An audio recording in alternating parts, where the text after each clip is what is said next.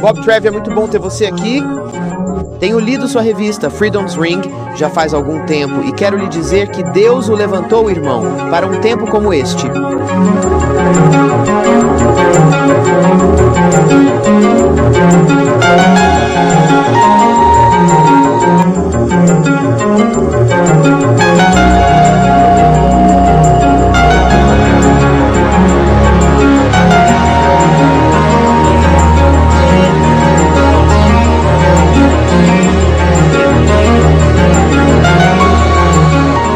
Eu sei que você tem muito a nos contar, e antes de começarmos, vamos pedir que o Espírito Santo de Deus esteja conosco, porque quero lhe dizer, pelo que já ouvi, você tem um conhecimento tremendo para compartilhar conosco. Então vamos pedir que o Espírito Santo de Deus esteja conosco agora mesmo. Você se ajoelha comigo? Querido Pai Celestial, eu oro para que o Senhor esteja com meu irmão Bob Trim. Querido Pai, eu te agradeço por tê-lo levantado para um tempo tão crítico como este na Igreja Adventista do Sétimo Dia. Toca os lábios dele com uma brasa viva daquele altar agora, querido Pai, enquanto ele nos traz a mensagem, as revelações que ele encontrou acontecendo não só no mundo, mas também na Igreja, e como isso conduz à profecia do tempo do fim.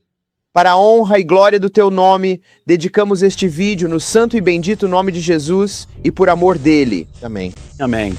Explique qual é o papel dos jesuítas na Igreja Adventista do Sétimo Dia, Bob, para aqueles que talvez não saibam.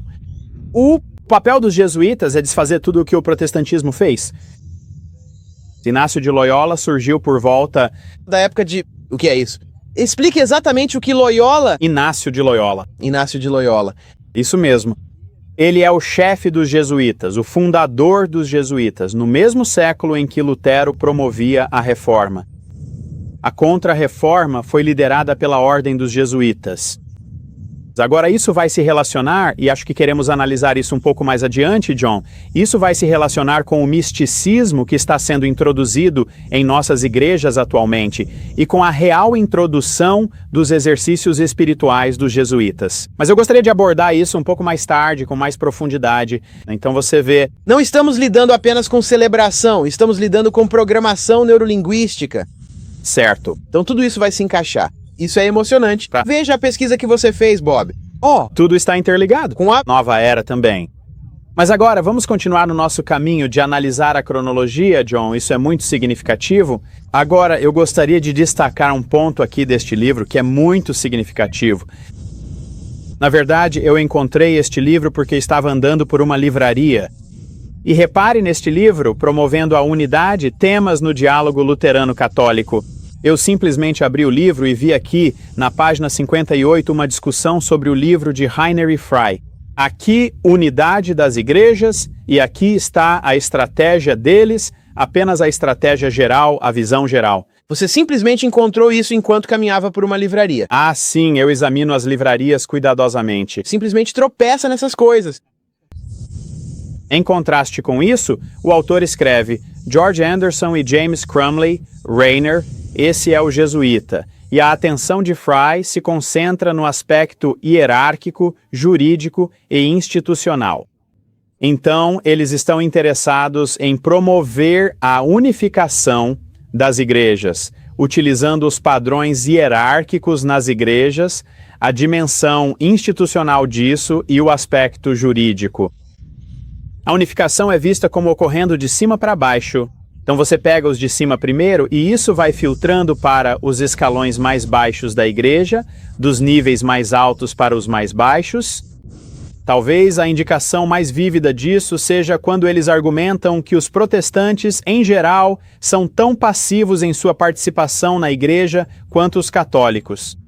E, portanto, pode-se esperar que sigam seus líderes na união com Roma. Agora, depois de ler essa afirmação, eu soube que precisava conseguir o livro do Rainer. Então eu encomendei. E aqui está o que Rainer diz sobre esse mesmo assunto. O que ele está discutindo é sua preocupação sobre como os líderes das igrejas terão autoridade suficiente para trazer seus membros de volta à comunhão com Roma. Ele dedica várias páginas a isso porque está preocupado que possa haver a possibilidade de que uma parcela suficiente do protestantismo vital permaneça como resíduo nessas igrejas. Isso se levantará e se oporá à reunificação com Roma. Pode ter certeza que sim. Mas ele acha que tem uma solução aqui. E aqui está o que ele diz. No entanto, mesmo que se reconheça uma diferença significativa na vida paroquial entre congregações católicas e protestantes no que diz respeito à liderança eclesiástica, a congregação média nas igrejas protestantes, de fato, geralmente pratica o tipo de obediência aos seus líderes religiosos que é costumeiro na Igreja Católica Romana. Gostaria de fazer um parêntese aqui, John, e falar sobre como funciona a estratégia dos jesuítas. Eles gostam de se infiltrar, eles gostam de mudar o pensamento, a filosofia, as atitudes, a ideologia. Eles gostam de se preparar e levam bastante tempo fazendo essa preparação. E então, quando chega a hora de agir, eles agem com velocidade relâmpago.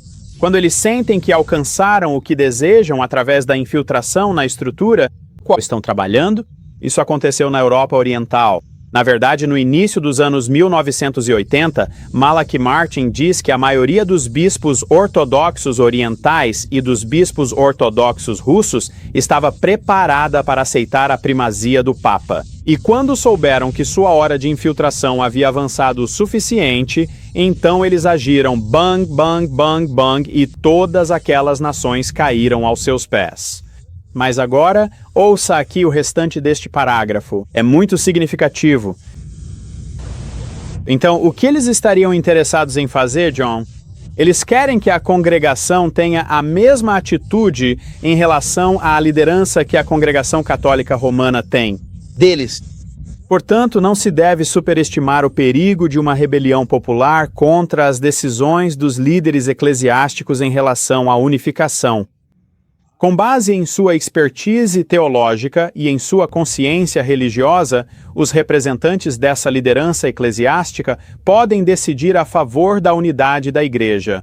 E também podem trabalhar com zelo suficiente entre os membros da Igreja para obter a compreensão deles em relação a essa decisão.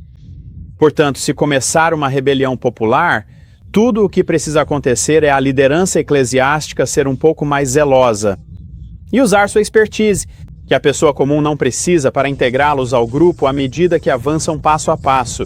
E eu digo o seguinte, é um processo gradual. Sim, nós vimos isso. Processo. Nós vimos isso com certeza. Agora, outro ponto importante que Rainer destaca neste livro, John, é que na Igreja Mundial idealizada pelos jesuítas, cada igreja manterá sua própria estrutura. É muito mais sutil do que a maioria das pessoas imagina. Cada igreja manterá sua própria estrutura e terá seu próprio conjunto de crenças fundamentais, mas trabalharão juntas em uma atmosfera de diversidade reconciliada. E elas acabarão sendo levadas a reconhecer o serviço petrino do papado como sendo o garantidor do amor, da unidade e da ortodoxia. Os ministérios serão integrados ao trabalharem juntos no mesmo tipo de programa. E estamos vendo esse tipo de coisa acontecendo no nível local em nossa igreja. Bem, isso que você está nos mostrando é incrível e é algo bem pesado, sabe? Algo profundo. E o nosso pessoal provavelmente vai ter que assistir a esses vídeos mais de uma vez. Eu mesmo tenho que assisti-los várias e várias vezes. Eu recebo cartas o tempo todo de pessoas dizendo: assisti a sua fita NLP 10 vezes. E se eles tiveram que fazer isso para absorver todo o material que temos, só posso imaginar como vão precisar pegar esses vídeos e assisti-los repetidas vezes para realmente assimilar tudo o que estamos tratando aqui. Aqui está algo que acabamos de receber pelo correio. É realmente impressionante. No dia desta gravação, isso acabou de chegar pelo correio justamente esta manhã. Serei muito honesto com você, não tive muito tempo para mexer nisso. Eu só folheei rapidamente antes da gravação. Vou mostrar para você pela primeira vez. Isso é da Andrews University. É o anuário deles, o Joker, que mostra as fotos de todos os alunos. E eu só quero que nós vamos mostrar na tela para os telespectadores, e eu só quero que você, com seu conhecimento e expertise nessa área, comece a folheando este novo livro de fotos. Da Andrews University, nosso seminário teológico aqui nos Estados Unidos, para nossos ministros adventistas do sétimo dia e nosso colégio e Universidade Adventista do sétimo dia. E apenas dê suas definições de pensamento ao virar as páginas. Depois, temos ouvido e estudado sobre o que temos falado até agora, como esse tem sido o plano do catolicismo, para trazer todas essas igrejas, especialmente a Igreja Adventista do sétimo dia, de volta ao domínio católico. E eu quero ver o que você acha deste livro de fotos, deste sujeito, deste anuário. Acho que aqui, na Andrews University, ele é chamado de cast. Diga-nos o que você acha disso. John, esta é uma das coisas mais impressionantes que já vi. Eu ouvi falar sobre isso antes de vir. Aqui é a primeira vez que vejo. Primeiro, hoje é a primeira vez que vejo isso. E toda a arte do livro é descaradamente, até mesmo, qual seria uma palavra melhor do que descarado? É incrivelmente romano-católica. Primeiro de tudo aqui, bem na página de título, temos os 2 dedos do Papa, o sinal papal que Ellen White condenou totalmente. Sim! E então temos a imagem, aparentemente, da Virgem Maria. Está na mesma postura em que a Virgem Maria é caracteristicamente retratada com um halo. E então você passa por algumas páginas do fotos. E depois temos outra figura, uma figura medieval com uma espécie de auréola na cabeça. E você passa por mais algumas imagens. E você tem um monge com a coroa raspada, pensativo, com uma auréola ao redor da cabeça. Ora, Bob, o que teria levado a Universidade Andrews a publicar essa aberração? Sabe o que eu acho que é, John? Penso que foi a mesma coisa que levou Malachi Martin a escrever seu livro. Eles estão tão confiantes agora que estão sendo ousados. Culpa. Audacioso. O plano da Igreja Católica Romana para dominar este planeta deixou de ser um segredo ou algo furtivo. Está aberto. Está ali à vista de todos, tal como em Mein Kampf com Hitler. A próxima imagem, para mim, provavelmente é uma das mais surpreendentes do livro. Maioria ofensivo e ofensivo. Observe o aspecto de Cristo com suas vestes sumárias e verá que, em vez do batismo, ele é aspergido com água. Trata-se de um método de paganismo totalmente católico que foi incorporado à igreja cristã.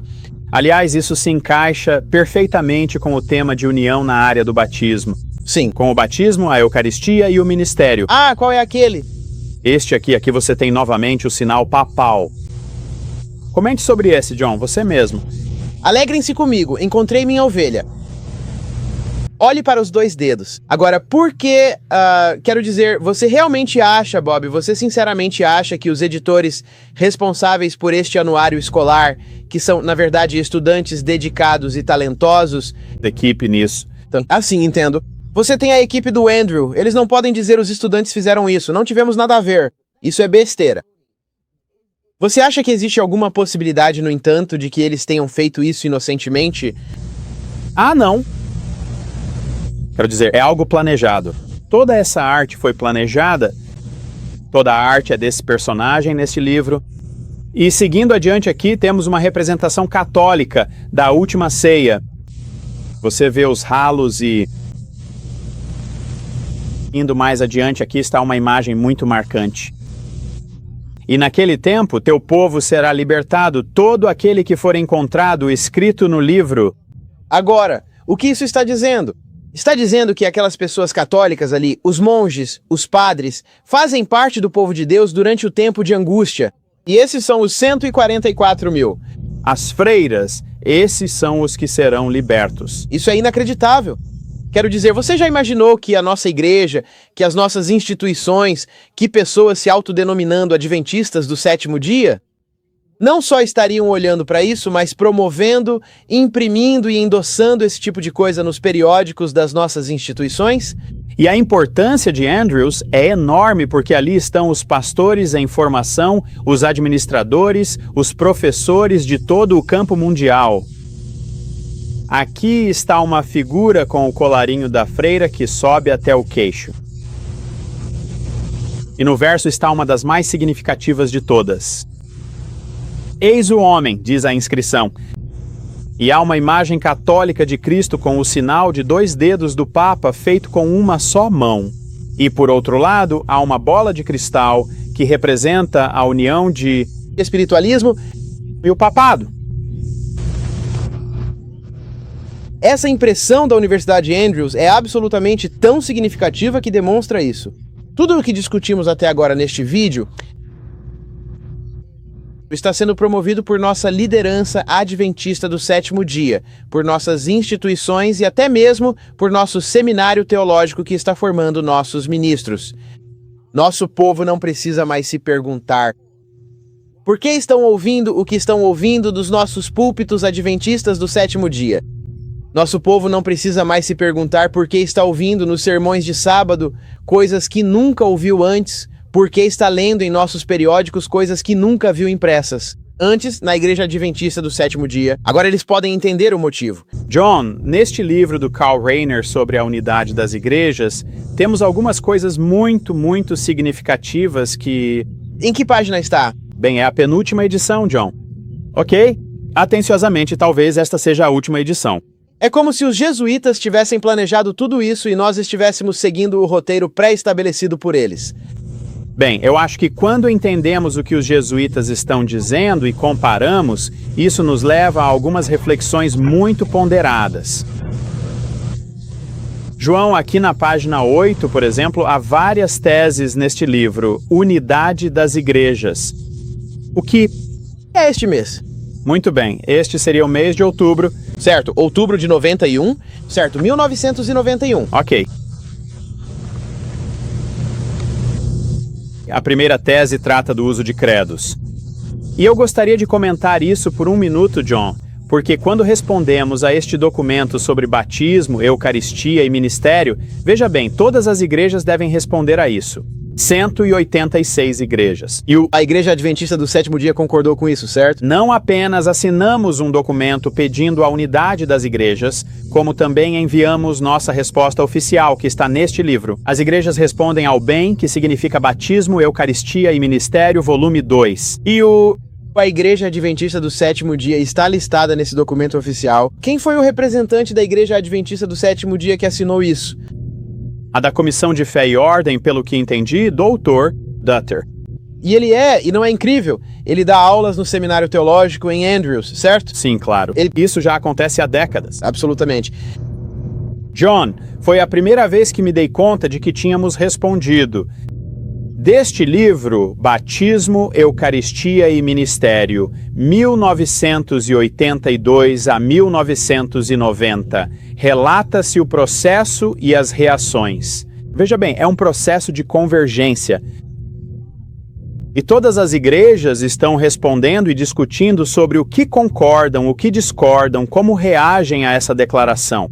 Durante décadas, isso vem acontecendo nos bastidores. Agora, eu descobri por acaso que tínhamos feito uma resposta a partir deste livro sobre o processo e as respostas das igrejas. E aqui ele lista várias categorias de igrejas que responderam e diz que algumas denominações adotaram uma resposta comum: Igreja Católica Romana, Exército de Salvação e Adventistas do 7º dia. E o relatório que foi elaborado para a Igreja Católica Romana foi preparado pelo Secretariado para a Promoção da Unidade dos Cristãos em Colaboração. Aliás, o Secretariado para a Promoção da Unidade dos Cristãos participa conosco das Famílias Confessionais Mundiais ou Comunhões Cristãs Mundiais atualmente. Foi preparado por eles em colaboração com a Congregação para a Doutrina da Fé. Esse é o termo moderno para o Santo Ofício da Inquisição. Então eles responderam, nós respondemos. Por isso eu queria muito conseguir a nossa resposta para examiná-la e ver exatamente o que dissemos, porque a estratégia da unidade das igrejas de Karl Rahner baseia-se no documento Batismo, Eucaristia e Ministério, que por sua vez se fundamenta nos documentos do Concílio Vaticano II. E logo no início do livro Unidade das Igrejas, de Karl Rahner, discute-se como o livro foi produzido em colaboração e em consulta com o mundo. famílias confessionais das quais fazemos parte. E a Igreja Católica Romana faz parte disso. E a Comissão de Fé e Ordem, na qual temos um membro participando, veja você. Eu estou simplesmente impressionado enquanto estou sentado aqui ouvindo você apresentar todas essas informações para nós. A dívida de gratidão, em primeiro lugar, que os adventistas têm com você pela pesquisa que você fez, mas também nosso agradecimento a Deus por ter colocado isso, por ter te inspirado a fazer isso, por ter te chamado para isso, porque Deus percebeu que o nosso povo adventista precisava ter um pesquisador válido que coletasse todos esses dados. E nós temos estado envolvidos nesse movimento ecumênico e nesse unir e apertar as mãos do poder romano, e trazendo o catolicismo romano diretamente para dentro da Igreja Adventista do Sétimo Dia. E isso já vem acontecendo há anos. E como todo esse movimento de celebração foi calculado e planejado, e estamos seguindo uma agenda pré-estabelecida. Eu Até recebi há poucos dias uma fita enviada por um casal com a gravação de um sermão que foi pregado na igreja deles, junto com a transcrição da fita, na qual o pastor disse à congregação que católico significa universal. Portanto, vocês são católicos, adventistas, e ele disse mais especificamente, vocês são católicos romanos. E eu ouvi isso com meus próprios ouvidos na fita. E este é o Ministério Adventista do Sétimo Dia? Sim, diretamente do púlpito, em um sábado de manhã. Aqui está a declaração a qual estou me referindo. Este livro sobre a estratégia, baseado no Documento Bain e no Vaticano II, é um produto de estudiosos experientes, apoiando-se no trabalho anterior do Concílio Vaticano II, da Comissão de Fé e Ordem do Conselho Mundial de Igrejas, dos Diálogos e Reflexões Teológicas e de famílias confessionais mundiais como a Federação Luterana Mundial. Então, está tudo interligado. Veja, tudo está interconectado. E na primeira tese, o elemento credal se torna muito dominante. E John, isso é o que fica muito claro. O que você quer dizer credal? Você quer dizer tirado do credo católico? Deixe-me ler a tese. Ela diz: as verdades fundamentais do cristianismo, expressas nas Escrituras e no Credo dos Apóstolos, de Nicéia e Constantinopla, obrigatórias para igrejas parceiras da Igreja. Veja o que os jesuítas querem fazer. É contornar a reforma do século XVI, voltar à forma como as coisas eram antes disso. E está muito claro que Rainer considera, e os jesuítas consideram, a reforma protestante como uma rebelião que aconteceu, mas agora as igrejas estão deixando de lado sua rebelião, elas têm uma consciência ecumênica, todas estão voltando para a... Voltem para casa. Voltem Para casa. As igrejas protestantes voltem para casa. Vamos amor, unidade. Vamos ter amor, unidade e celebrar juntos. Com certeza. É isso aí. Esse é o código. Então agora, lembre-se de como a igreja entrou em apostasia. Os argumentos do grande conflito eram que Ellen White registrou o que estava acontecendo na época. Quando a apostasia estava se desenvolvendo, os idólatras, com algumas concessões da parte deles, propuseram que os cristãos também fizessem concessões, para que todos possam se unir na plataforma da fé em Cristo. Constantino. Agora, uma parte muito importante desta primeira tese são, como eles comentam, os comentários de Heinrich Frey sobre ela. No livro, a única igreja possível só existe se for uma comunidade de fé. Agora, eu me deparei com isso repetidas vezes no seminário. Nos escritos acadêmicos dos jesuítas e dos estudiosos, há essa ênfase na comunidade de fé. Somente a comunidade de fé pode fazer teologia. Somente a comunidade de fé é anterior ao indivíduo. O indivíduo é incorporado à comunidade de fé. O que eles fazem é pegar a reforma protestante do sacerdócio de todos os crentes e inverter completamente. E a igreja dá ênfase ao indivíduo. Agora eu tenho um livro aqui, John, que gostaria de me referir a... É um livro escrito por um jesuíta de Notre Dame. Sim, aqui está. O que ele tinha a dizer? Esta é Mackenzie. E a igreja, de forma essencial, transmite a palavra de Deus ao indivíduo. Portanto, veja bem, se for esse o caso, então a igreja está acima da palavra. Sim. A notícia sai da igreja. Portanto, a igreja tem prioridade sobre a palavra. E se você não aceita a palavra da igreja, então você é uma pessoa que causa divisão. E você está em apostasia. Você está em apostasia e você é um herege. É exatamente isso. Sim. E então você vê, qual é o conceito protestante? O conceito protestante é que a palavra tem preeminência. Amém. A igreja deve estar em submissão à palavra. Sim, sim. E a mensagem da palavra chama a igreja à existência.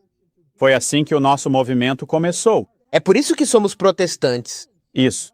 Porque não aceitaremos a interpretação da igreja sobre a palavra. Nós somos o sacerdócio de todos os crentes que são capazes de se manter firmes por conta própria espiritualmente. Foi isso que Martinho Lutero disse. Foi isso que deu início a tudo isso. John, quero abordar algo aqui antes de avançarmos muito. E eu tenho outro livro aqui que quero que você veja. Você tem muitos livros, Bob. Sabe, vamos apenas deixar a fita rodando, irmão. Você só precisa nos mostrar esse material que você tem. Este é um livro de um dos jesuítas mais proeminentes, John Courtney Murray, da Sociedade de Jesus. Nós sustentamos essas verdades, reflexões católicas sobre a proposta americana. Agora, o que esse jesuíta faz? E ele é muito inteligente e perspicaz. Se você conhece algum jesuíta que não seja, quero dizer, esses caras são mestres no que fazem. O que este livro faz, John, é atacar as bases da filosofia sobre a qual nossa Constituição está fundamentada. E ele ataca John Locke. Agora, John Locke propôs o conceito da lei natural, sobre o qual repousa nosso conceito de direitos humanos inalienáveis, direitos naturais. Ele ataca isso e diz que isso é egoísta. E o que precisamos é da lei natural católica romana, na qual ele faz uma distinção clara entre a lei natural de John Locke e a lei natural católica romana. Agora, a lei natural católica romana... Natural. Foi isso que Clarence Thomas disse durante todas as audiências, foi isso que eu ouvi repetidamente, essa lei natural. Do que ele estava falando? Que lei natural é essa que Clarence Thomas estava seguindo? Sobre o que você está falando? Quem a desenvolveu ao seu ápice foi Tomás de Aquino, o maior teólogo sistemático que a Igreja Católica já teve, e ela se baseia na República de Platão. E o que isso significa, basicamente, John, é que esse homem está atacando os fundamentos protestantes. Veja, no pensamento protestante, a prioridade da consciência em submissão direta à palavra e a Jesus Cristo assume precedência. E o conceito do sacerdócio de todos os crentes era tão poderoso, e a experiência dos reformadores foi tão forte no movimento puritano, que o governo teve que se moldar a isso. As igrejas tiveram que se moldar a isso. Como Ellen White diz, os pais peregrinos que vieram para cá fundaram uma nação sem um rei e uma igreja sem um papa, porque a consciência individual era suprema. Agora, se o protestantismo vital desapareceu, e essa supremacia da consciência individual em relação a Deus, se foi, a lei natural pode entrar em cena. Porque na lei natural, o indivíduo se submete à ordem imposta pela igreja e pelo Estado. Então, essa lei natural, em que o nosso novo juiz da Suprema Corte, Clarence Thomas, acredita, tem uma orientação católica. É uma lei católica. E quando ele falava sobre lei natural, ele estava falando sobre um princípio romano católico. Bem, eles estão estudando esse livro em universidades católicas. Esse é o pensamento católico. Esse é o plano católico para minar e destruir nossa Constituição. Mas o motivo pelo qual aponto isso, John, é porque esse ataque jesuíta à primazia da consciência individual é tão amplo e de longo alcance que está atingindo todos os aspectos da nossa sociedade, assim como da nossa igreja. E o que estamos enfrentando em nossa igreja agora é... Qual conceito será supremo? A palavra será suprema e a consciência individual estará em submissão a essa palavra, que é o protestantismo, de acordo com o capítulo de Ellen White sobre o protesto em Spira. A consciência está acima da igreja? Ou será uma situação em que a igreja domina a consciência e a consciência tem que se submeter à estrutura da igreja? E estrutura governamental? Essa é a luta acontecendo na Igreja Adventista entre as conferências oficiais e os ministérios independentes. Os ministérios independentes pedem que estude por si. É o conceito protestante de fazer a sua própria leitura e pesquisa e de se sustentar espiritualmente por conta própria.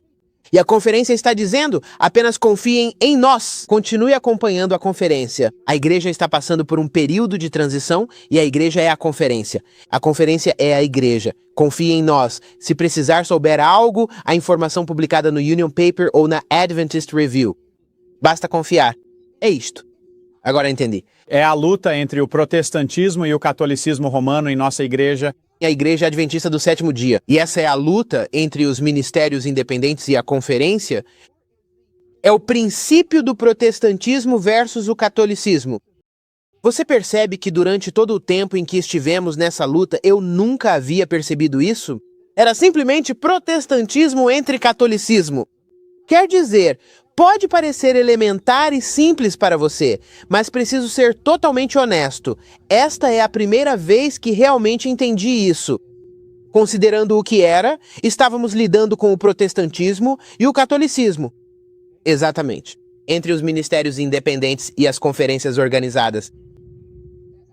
Uma é a pessoa se sustentar por si mesma espiritualmente e a outra é confiar na igreja. E é uma batalha feroz, acredite em mim. Inacreditável. É uma batalha feroz. Inacreditável. E é por isso que este livro, O Grande Conflito, tem cada lição que precisamos dominar. Todas as lições. Digo-te, eu simplesmente devoro esse livro. Se há uma coisa que as pessoas aprenderam com meus vídeos, é o meu amor pelo triunfo do amor de Deus, o grande conflito. E eu simplesmente amo aquela edição grande do Colportor, com letras grandes, e eu simplesmente passo por ela. Quando chego ao final, começo tudo de novo. Se o nosso povo estivesse apenas lendo e estudando, poderia ver isso pelo que realmente é. É isso mesmo, é uma luta entre o protestantismo e o catolicismo. Com certeza. E essa luta em torno do documento sobre batismo, eucaristia e ministério é exatamente isso. Porque deixe-me ler para você um trecho da resposta dos valdenses. Você conhece os antigos valdenses? Ah, sim. Eles responderam a isso. Agora, eu não acredito que eles deveriam estar nesse processo, assim como nós também não deveríamos. Mas eles se destacaram por rejeitarem a premissa básica do documento bem, enquanto nós fomos mencionados nos materiais publicados pela Comissão de Fé e Ordem neste livro. Fomos destacados como uma das igrejas mais afirmativas ao expressar nossa apreciação para a Igreja Católica Romana. Para os documentos sobre batismo, eucaristia e ministério. Sim. Nós, assim como a Igreja Católica Romana, fomos mencionados aqui pela nossa apreciação. É por isso que temos os católicos romanos vindo às nossas sessões da Conferência Geral em Indianápolis, discursando para o grupo e sendo recebidos. E por que estamos simplesmente mimando os católicos romanos, porque somos uma das igrejas protestantes que mais rapidamente estende as mãos ao poder romano? É absolutamente inacreditável. A igreja está passando por um período difícil. Você leu aquele artigo na revista recente que tinha a foto do navio na capa? Foi escrito por Roger Kuhn? Quem escreveu isso? Ou o artigo sobre, ou talvez fosse Robert Olson, sobre como a igreja está passando por isso, tentando distorcer os escritos de Ellen White, mostrando que a conferência é a igreja, temos que permanecer com a conferência. E o nosso povo simplesmente aceita isso. Você sabe por quê, Bob? Eles não estão estudando. Você tirou as palavras da minha boca. Eles não estão estudando. Nosso povo não está estudando. Nenhum de nós, eu acredito, entende a gravidade dessa questão, porque o plano de Satanás, de acordo com o grande conflito, é afastar as pessoas do estudo por si mesmas e fazer com que coloquem sua confiança em pastores, professores, teólogos e líderes da igreja. Cegos guiando cegos. Ela nos alertou, está lá. Mas os valdenses, o que eles disseram?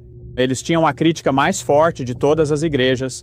Entre esse grupo de comentários críticos, os mais fortes vêm das igrejas valdense e metodista na Itália. O sínodo deles aponta, junto com diferenciações e observações afirmativas, que o bem, cito, indica uma convergência em uma direção sacramental e clerical. É disso que estamos falando.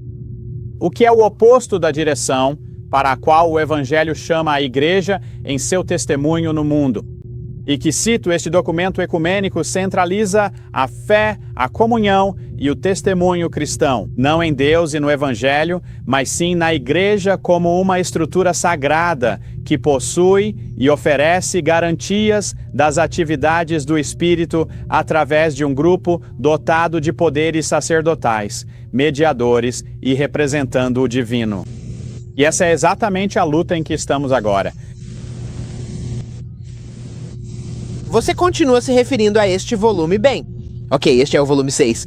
Isso inclui a resposta da Igreja Católica. Agora, isso tem a resposta dos adventistas. Isto. Certo, agora, o quê? Acabei de notar que eles têm essas 3 linhas onduladas. Quem são esses? Acha que essas 3 linhas onduladas nas imagens têm algum significado? As respostas. As respostas das igrejas ao documento. Das igrejas ao Vaticano II? Em essência, o documento sobre batismo, eucaristia e ministério com base nisso, impresso pelo Conselho Mundial de Igrejas. É impresso pelo Conselho Mundial de Igrejas. Você acha algum significado nessas 3 linhas onduladas em esses documentos? O que você vê nisso, John? Eu vejo algo que se parece muito com o nosso novo folheto de arrecadação.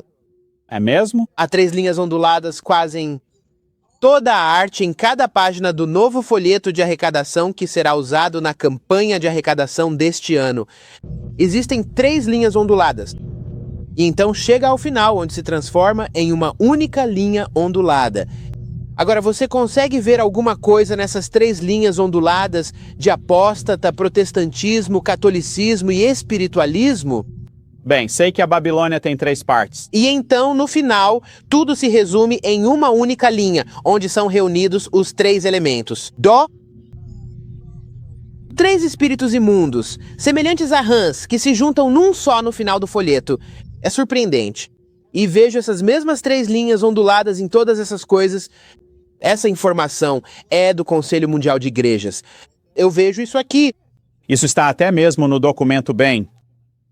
É a primeira vez que você percebe isso? Isso. Eu não percebi. Isso Não.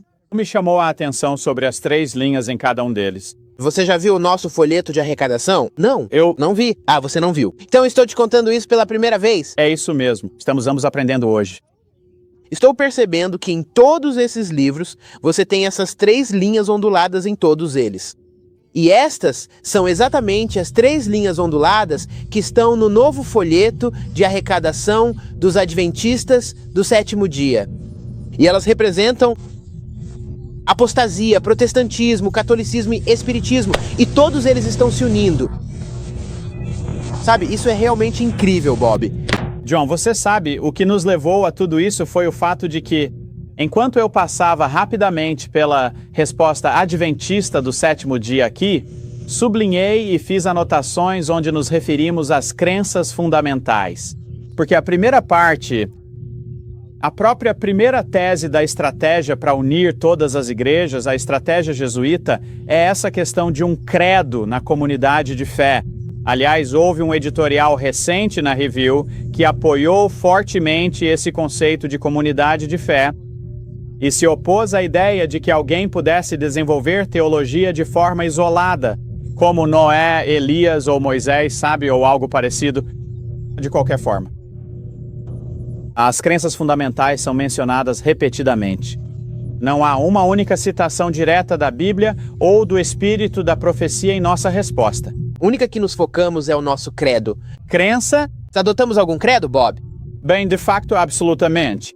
Absolutamente. E isso está nos editoriais das resenhas. Nós temos Estabelecido um credo e isso se tornou o nosso documento de fé. Mas o que é tão significativo nisso, John, é que os jesuítas gostam que uma igreja adote um credo, porque assim eles podem manipular esse credo. E o credo pode mudar e evoluir para reunir todas as igrejas novamente. O nosso credo muda. O nosso manual da igreja muda? Pode apostar que sim. De acordo com os caprichos dos irmãos da conferência, eles mudam. Eu vou dizer que eles fizeram uma análise bastante rigorosa em comparação com as nossas crenças fundamentais e até comentaram aqui que o documento bem é católico demais em sua intenção. Mas eu enfatizaria que sempre há um desenvolvimento em etapas nesse processo. E veja, esse fato crucial para mim é que agora está baseado em um credo. Nossa resposta a isso. Primeiramente, não deveríamos estar nesse clima, no processo do ecumenismo de forma alguma. Em segundo lugar, o fato de que agora estamos fundamentando nosso argumento em um credo que está mudando constantemente. Bem, Em primeiro lugar, John, o assunto dos rumores é interessante. Na Inquisição, os rumores populares eram usados como base para prender pessoas e arrastá-las para dentro da Inquisição. O uso de boatos e propaganda foi empregado contra Martinho Lutero. E eu gostaria de compartilhar com vocês um trecho da história da Reforma escrita por Daubigny. Ellen White adorava esse livro. Sim, ela e James liam por horas todos os sábados à tarde. Então eles usaram essas mesmas táticas contra Martinho Lutero. Bem, isso me faz sentir melhor. Bem, aqui está a situação, sabe? O estilo se encaixa. Apresentou Lutero a Cristo. Certo, ele foi quem o trouxe para...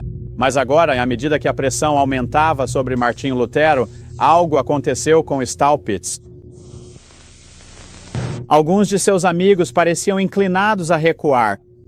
Staupitz, a quem ele designava como seu pai, parecia abalado. O Papa o havia acusado e Staupitz havia declarado sua disposição de se submeter à decisão de sua santidade. Temo, escreveu Lutero para ele, que ao aceitar o Papa como juiz, você pareça me rejeitar e também as doutrinas que tenho defendido. Se Cristo te ama, ele te forçará a revogar sua carta. Cristo é condenado, despido e blasfemado. Este é um momento não para temer, mas para levantar a voz. Por isso, enquanto você me exorta a ser humilde, eu o exorto a ser orgulhoso, pois você tem humildade demais, assim como eu tenho orgulho demais. O mundo pode me chamar de orgulhoso, ganancioso, adúltero, assassino, antipapa, alguém culpado de todo tipo de crime. Recaiu sobre ele? Tudo veio ele, eles o acusaram. O que importa? Desde que eu não seja repreendido por ter ficado em silêncio de forma maldosa naquele momento, nosso Senhor disse com tristeza, olhei para a minha direita e vi que não havia ninguém que quisesse me conhecer. A palavra de Jesus Cristo não é uma palavra de paz, mas de espada. Se você não quiser seguir Jesus Cristo, eu caminharei sozinho, avançarei sozinho e sozinho carregarei a fortaleza. E assim Lutero reconheceu que estava em uma batalha. Eles usam propaganda e guerra de boatos contra ele para tentar destruí-lo. Na verdade, Daubigny dedica grande parte do seu tempo a isso. É uma tática antiga Mas vá em frente, John. Bem, isso é incrível. Que esse homem responsável por moldar o relacionamento inicial de Martinho Lutero com o Senhor e estabelecer Lutero na fé, acabou se voltando contra ele, disse que ele tinha ido longe demais, o acusou de todos esses atos traiçoeiros e voltou em direção a Roma. Bem, John, outra coisa. Martinho Lutero foi acusado de dividir a igreja justamente no momento em que ela precisava estar unida. Os turcos estavam batendo as portas de Viena. Eles haviam varrido o norte da África e subido até a Espanha. Eles ameaçavam a própria existência da cristandade. E as pessoas foram até Lutero e disseram: o que você está fazendo dividindo a igreja com sua doutrina justamente nesta hora crítica, quando precisamos da unidade da igreja acima de tudo? E Martinho Lutero disse: nossa segurança está na obediência à palavra. Amém. E você sabe, foi o mesmo com os valdenses. Eu tenho um folheto em casa, no qual a Igreja Católica Romana acusava os valdenses de serem contrários à unidade da igreja. E isso é algo muito comum. E aqui está também um argumento que é usado. Aqui estava Miltitz, que tentava conquistar Martinho Lutero, com uma abordagem muito gentil, com uma repreensão muito atenciosa e conciliadora, tentando sufocar a reforma pela bondade logo no início. Meu caro Martinho, disse o camareiro do Papa em um tom bajulador, eu pensei que você fosse um velho teólogo que, sentado tranquilamente à lareira, estava às voltas com alguma mania teológica. Mas vejo que você ainda é um homem jovem e está no auge da vida. Você sabe, continuou ele, assumindo um tom mais grave, que você afastou todos do Papa e os aproximou de si? Você estava me dizendo antes, Bob, que isso não é apenas uma tática da guerra moderna e que podemos voltar no tempo. Explorar isso, mas que também é incorporado pelo Pentágono, pela CIA. Como tudo isso se conecta? Gostaria de saber. Eu quero dar uma olhada nisso daqui a pouco. Ok. Eis aqui, prosseguiu o núncio, dizendo que, acreditando ter preparado a mente de Lutero, continuou: cure a ferida que você mesmo infligiu à igreja e que só você pode sarar. Cuidado, disse ele, deixando escapar lágrimas. Cuidado para não provocar uma tempestade que causaria a destruição da cristandade. A destruição da igreja! Precisamos fazer alguma coisa. A declaração de Perth. E agora que li sobre como os presidentes de conferência e presidentes de união não estão satisfeitos com a declaração de Perth, e eles querem até que coloquem mais força e rigor nela, que nos citem pelo nome e digam o que estamos fazendo. E estão realmente ficando veementes contra os ministérios independentes que ousam revelar ao nosso povo adventista o que realmente está acontecendo na igreja. John, é interessante que Hitler compreendia o uso da propaganda de forma muito poderosa. Na verdade, desde a época de Marx e Engels, na estratégia moderna, no estudo da estratégia moderna, a guerra é concebida, antes de tudo, como sendo diplomática. É como o que o núncio estava fazendo com Lutero. Guerra diplomática, guerra ideológica, guerra de propaganda, guerra econômica e o uso militar só como último recurso. Você pode até olhar para a Guerra do Kuwait como exemplo disso, mas aqui está o que Hitler disse. Ele disse que, no futuro, o papel da preparação de artilharia para um ataque frontal será assumido pela propaganda revolucionária. Ele explicou que dessa forma conquistaria a visão do inimigo antes que seus exércitos precisassem disparar suas armas. Como alcançar o colapso moral do inimigo antes mesmo de a guerra começar, esse é o problema que me interessa. E assim Hitler estava interessado em como destruir as defesas morais do inimigo usando propaganda, para aniquilá-los psicologicamente, para aniquilá-los moralmente. E aqui temos publicado no Freedom's Ring, em nossa última edição, de novembro-dezembro, um esboço de curso do Pentágono que foi usado para treinar oficiais militares latino-americanos sobre a utilização e contenção de boatos, como usar boatos para destruir o inimigo.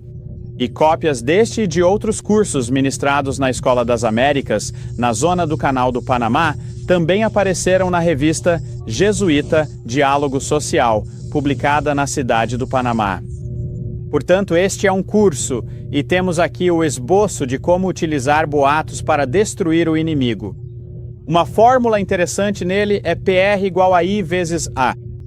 O poder do boato, PR, é igual a I, a importância do tema ao qual se refere, vezes A ambiguidade presente. Portanto, o objetivo do curso é ensinar a dinâmica do procedimento para disseminar boatos. Agora estamos vendo um tremendo bombardeio de artilharia. Você sabe, no final da Segunda Guerra Mundial, os russos, quando começaram seu último ataque contra a Alemanha, dispararam 1000 peças de artilharia ao mesmo tempo, numa manhã cedo. E agora estamos em um tremendo bombardeio de artilharia de propaganda. Isso não vai parar agora. Vai continuar. Vai aumentar até que o povo de Deus se torne objeto de execracal universal. Isso mesmo. Temos que calcular o custo, como Jesus disse. Calcule o custo e veja se você está preparado. E quero dizer a você, essa declaração de Perth é o primeiro grande salva de bombardeio da liderança denominacional contra os ministérios independentes. Um ataque realmente organizado, calculado, orquestrado, como aquelas 1000 peças de artilharia dos alemães de uma só vez. Este é o deles, e é só o começo, pessoal. É só o começo. Eles estão começando a perseguição intensa aos ministérios independentes. Porque ousamos acordar os santos adormecidos na Igreja de Deus e mostrar a eles as coisas que vêm acontecendo há anos, bem debaixo do nosso nariz. E ninguém sabia disso. E louvado seja Deus por Ele ter levantado homens como você para fazer a pesquisa e revelar ao povo de Deus o que está acontecendo. E eu quero te dizer, quando o nosso povo vir essa pesquisa que você fez, Irmão Bob, eles têm que fazer uma de duas escolhas, ou o protestantismo ou o catolicismo. É nisso que tudo se resume. Ou você aceita o protestantismo ou aceita o catolicismo. É isso. É isso. E o protestantismo, em última análise, se resume às mensagens dos três anjos? Absolutamente. Em verdade. Como se sabe, um dos métodos de disseminação, segundo este curso, é a utilização de agentes. E diz que os rumores surgiram dentro do grupo a partir de amigos na região afetada. E eles o criarão por meio de perguntas que insinuam suas respostas. E eles incentivarão os simpatizantes a disseminar histórias e a distorcê-las. E em um estado de confiança amigável, eles espalharão os boatos. Confiança amigável. Isso tem algo a ver com PNL? Conquistar a pessoa para o seu lado? Acompanhamento? Espelhamento? Visualização? Você sabe todas essas diferentes técnicas ensinadas na PNL, como conquistar uma pessoa para o seu lado, entrar na mente dela e fazer com que ela pense do seu jeito e chegar a... Tudo se encaixa, John. Tudo se encaixa. E o que o diabo quer alcançar é, com um golpe fulminante, cortar pela raiz a tentativa de um reavivamento da piedade primitiva. Exatamente o que Satanás faz. É isso que Satanás está tentando fazer. Esse é o propósito do movimento Celebration. O propósito do movimento carismático, do falso reavivamento, do movimento carismático católico. Tantas coisas estão vindo à minha consciência enquanto converso com você. Isso pode parecer elementar e eu fico meio receoso de dizer, mas este é o... E acho que eu sempre soube disso. Mas talvez esta seja a primeira vez que eu junto tudo e verbalizo. Perceber isso. O movimento Celebration nega totalmente a mensagem dos três anjos. E o movimento Celebration foi organizado e formulado para contrariar a pregação da mensagem dos três anjos. Exatamente. E John, a tese número 2 da estratégia jesuíta é que nada pode ser rejeitado de forma decisiva e confessional em uma igreja parceira, se isso for dogma vinculativo em outra igreja parceira. Você entende isso? Isso significa que qualquer coisa que a Igreja Católica Romana defenda não pode ser rejeitada de forma decisiva na Igreja Mundial por outro grupo ou entidade. Você não pode condenar a guarda do domingo, entende? A Eucaristia, nada disso. Tudo isso faz parte da estratégia para a futura Igreja Mundial. Bob, isso está começando a me ocorrer agora. Algo que venho dizendo em cartas para a nossa comunidade já faz algum tempo, mas agora, à medida que começo a assimilar todas essas informações que você está nos trazendo aqui, está ficando tão claro que, se formos pregar a mensagem dos três anjos ao mundo, os leigos é que terão que fazê-lo. Nossa denominação, nossa liderança e nossa igreja não vão pregar a mensagem dos três anjos ao mundo. Nós paramos de fazer isso há anos. E se formos e eles também não só não vão pregar a mensagem dos três anjos, como já pararam de fazer isso há anos. Mas mesmo que não vamos pregar, eles agora formularam uma estratégia para esmagar a pregação da mensagem dos três anjos e para anulá-la. Não apenas eles não estão pregando, mas agora trouxeram a celebração que atinge diretamente o cerne e elimina a pregação da mensagem dos três anjos. Então, além de não quererem pregar, eles também não querem que nós, os leigos, preguemos. E é disso que se trata a celebração. E por isso, o que o povo de Deus, o povo adventista, deve fazer é levar a sério, formulando nossos próprios planos, pelo poder do Espírito Santo, para pregar a mensagem dos três anjos ao mundo. Somos nós que teremos que fazer isso. Somos nós aqueles a quem Deus está chamando para pregar a mensagem dos três anjos ao mundo. Exatamente. E nossa arma é a arma da verdade e do Espírito Santo. Só podemos usar as armas do céu. E se começarmos a usar as armas do inimigo, passamos para o campo dele. Então, a piedade prática é tão crítica e que tenhamos o verdadeiro Espírito de Cristo. Agora, é muito interessante que, ao comentar sobre essa tese de que ninguém condena nada que esteja em outra igreja, Karl Rahner diz, e esse é o raciocínio dele, que se encaixa exatamente com o que o Grande Conflito diz. Ele afirma que ninguém pode mais depender apenas do seu próprio estudo para formar suas conclusões e sua visão de mundo. Citação: Como indivíduo, torna-se cada vez mais impotente. É preciso depender cada vez mais do conhecimento dos outros, que já não se pode mais assimilar ou verificar por si mesmo. Em outras palavras, temos que depender das autoridades eclesiásticas. E ele aponta o Santo Ofício da Inquisição, a Sagrada Congregação para a Doutrina da Fé, como sendo o único órgão que pode se aproximar desse tipo de competência para lidar com isso. Aliás, John, enquanto você falava, eu me lembrei disso. Uma das estratégias de Karl Rahner em seu livro é que a liderança eclesiástica de cada igreja é responsável por manter a disciplina em suas próprias fileiras, ao longo do caminho Em direção à união com Roma. manter a disciplina, livrar-se dos dissidentes e daqueles que são divisores. E se você perceber, isso aconteceu justamente nos últimos anos. Eles adicionaram a cláusula ao seu documento credal, o Manual da Igreja, que dá outro motivo para a disciplina eclesiástica, que é ser divisivo. Isso nunca fez parte do credo da Igreja Adventista do Sétimo Dia antes, até recentemente, porque eles queriam uma forma de excluir e se livrar dos ministros independentes. Isso tudo está no direito canônico, John. Exatamente. Vem do direito canônico. Explique para eles o que é o direito canônico. O direito canônico é o católico. Artigo: a instituição católica do direito. Esta lei natural, esta lei católica. Deixe-me pegar uma cópia para você, John. Ok. Então, o direito canônico é a lei católica. E quando eu percebi, e as pessoas precisam, você precisa garantir que as pessoas entendam. Porque eu sei, ao longo do Freedom's Ring você se refere ao direito canônico. E elas precisam entender que, quando você diz direito canônico, está se referindo à lei católica. Ah, com certeza. Isso foi promulgado por João Paulo II em 1983, o Código de Direito Canônico. E neste livro, no final, você tem a sequência dos julgamentos sobre o direito canônico. Agora, esse é um outro assunto, John, que espero que, se tivermos tempo, possamos abordar. A diferença entre o direito canônico romano-católico e o common law inglês, no constitucionalismo americano. Todo o nosso sistema jurídico que temos na América se baseia no direito canônico inglês. O common law, que lutou contra o direito canônico ao oferecer salvaguardas e garantias para o povo da Inglaterra e, posteriormente, da América.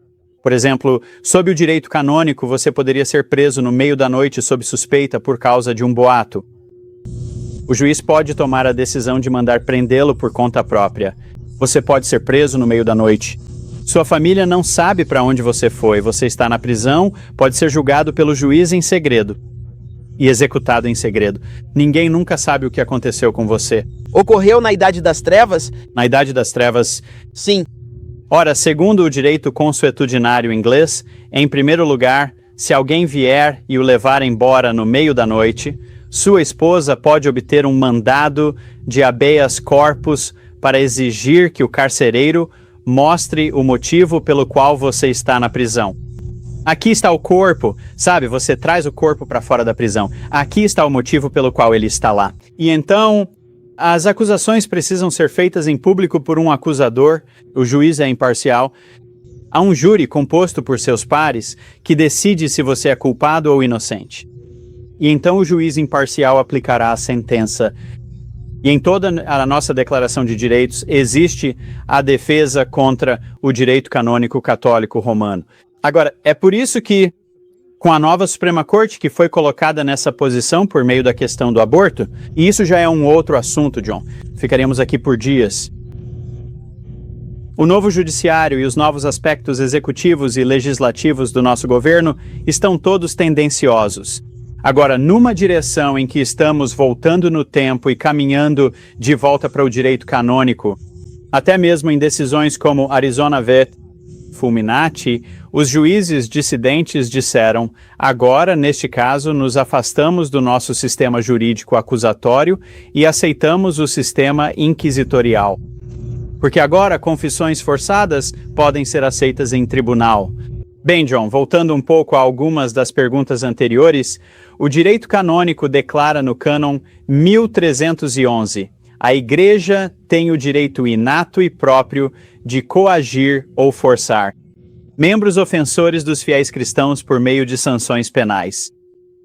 E o cânon 13.12, número 2, diz que a lei pode estabelecer outras penas expiatórias, que privam um crente de algum bem espiritual ou temporal e são consistentes com o fim sobrenatural da igreja.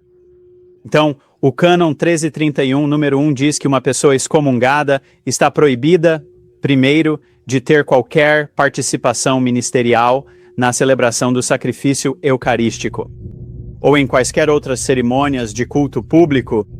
Número 3, de exercer quaisquer cargos, ministérios ou funções eclesiásticas, ou de praticar atos de governo. E então, número 4, ele não pode adquirir validamente uma dignidade, cargo ou outra função na igreja. Depois, na área de controle de receitas, número 5, ele não pode apropriar-se das receitas de qualquer dignidade. Você percebeu que receita é um grande problema? Isso é o mais importante. Aquele livreto sobre o dízimo estava na recente edição da Adventist Review. Qualquer dignidade, cargo, função ou pensão na igreja. Cânon 1333, número 4, uma suspensão proibindo alguém de coletar receitas, estipêndios, pensões ou qualquer outra coisa do tipo. E então há punições para quem viola a unidade. Veja, ofensas contra a religião e a unidade da igreja. Cânon 1364, número 1, com a devida consideração ao cânon 194, número 1. Número 2, um apóstata da fé, um herege ou um cismático incorre em excomunhão automática. Então veja, se você é um herege ou cismático, incorre em excomunhão automática. Número 2, se houver contumácia prolongada, ou seja, falta de submissão, ou se a gravidade do escândalo justificar, outras penalidades podem ser acrescentadas, incluindo a demissão do estado clerical. Cânon 1369, pessoa que utiliza exibição ou discurso público, escritos publicados ou outros meios de comunicação social. Blasfemar, prejudicar gravemente a moral, expressar ofensas contra a religião ou a igreja, ou incitar ódio ou desprezo contra a religião ou a igreja, deve ser punido com uma pena justa. Ora, é interessante que os primeiros cristãos eram chamados de inimigos da raça humana. Tácito registra isso para nós em seus anais. Como o motivo pelo qual as pessoas foram queimadas, na época de Nero, isso se devia ao fato de a população os considerar como pessoas que odiavam a raça humana. Então, o que estamos vendo no fim dos tempos é uma situação em que a mente não regenerada vai enxergar os fiéis como sendo odiadores e por não acompanharem o amor e a unidade. Depois há uma seção sobre punição para ofensas contra a liderança. Título 2, ofensas contra as autoridades eclesiásticas e a liberdade da igreja, cânon 1371. Os seguintes devem ser punidos com uma pena justa. Cânon 1373, aquele que publicamente incita hostilidades ou ódio entre os súditos contra a sé apostólica ou contra um ordinário. Um ordinário é uma pessoa que recebeu um cargo direto, como um pastor ou algo do tipo, em razão de algum ato de poder ou ministério eclesiástico, ou incita os súditos a desobedecê-los, deve ser punido com interdito ou outras penas justas. O cânone 1374 prevê que quem se associa a uma organização que conspira contra a igreja deve ser punido com uma pena justa. Quem promove ou modera tal associação, no entanto, deve ser punido com uma interdição. E tudo isso faz parte do direito canônico. Sim. Direito católico romano. Então, ouça o cânon 1404. A pergunta que fazer: onde estão escritas coisas em escrituras? Isso não, o espírito da profecia. Se as escrituras são nossa norma para nossas atividades, de onde virão todas essas outras coisas? Vem diretamente do direito canônico católico romano. Escute esta, cânon 1404. O primeiro C não é julgado por ninguém. É tipo, o Papa não é julgado por ninguém. O modo de procedimento para remover pastores, cânon 1740, quando o ministério de qualquer pastor se torna prejudicial, ou pelo menos ineficaz por qualquer motivo, ele pode ser removido da paróquia pelo bispo diocesano. Cânon 1741, as razões pelas quais um pastor pode ser legitimamente removido de sua paróquia são especialmente as seguintes. Em primeiro lugar, uma forma de agir que seja gravemente prejudicial ou perturbadora para a comunidade eclesial. Portanto, se um pastor age de forma a perturbar o restante da comunidade eclesiástica, isso justifica removendo-o de sua paróquia. Como mostrar todos os pastores que foram treinados em hipnose. Certo, claro. Cânon 1742. Este cânone exige que o bispo convença paternalmente o pastor a renunciar ao pastorado dentro de um prazo de 15 dias.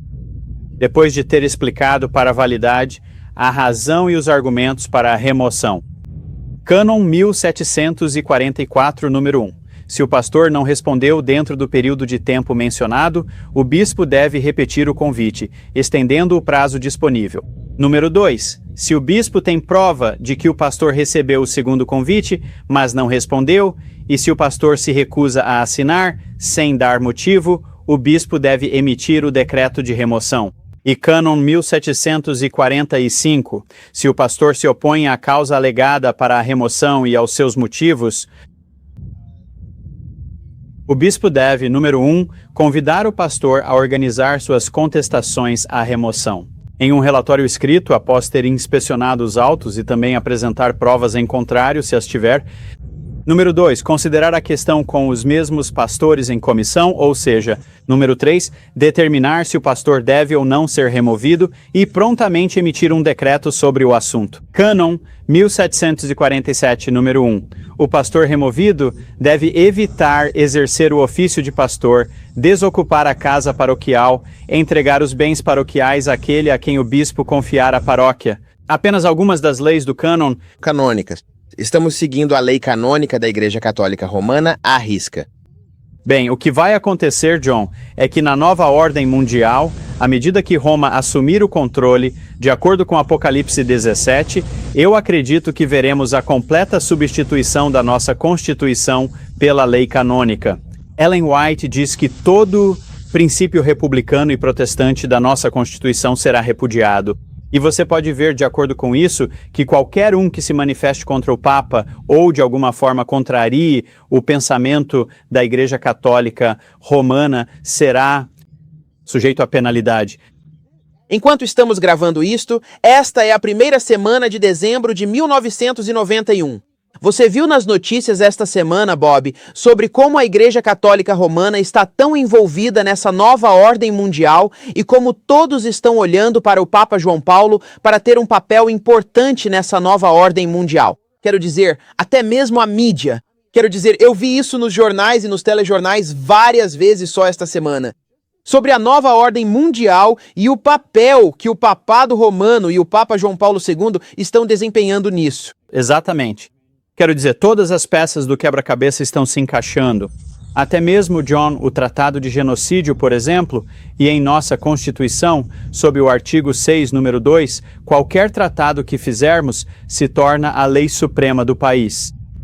E isso é projetado para atingir qualquer um que promova ódio contra uma classe, religião ou grupo de pessoas, mas o ódio está nos olhos de quem vê. E assim como a antiga população romana chamava os cristãos de inimigos da raça humana, então o chamado mundo cristão, que na verdade é uma apostasia, no final vai considerar os verdadeiros fiéis como sendo inimigos da raça humana e eles se tornarão sujeitos a essas leis. Mas veja, isso tudo remete a... Quero dizer, não consigo deixar de pensar em Elias quando o rei Acabe disse: "Tu, perturbador de Israel."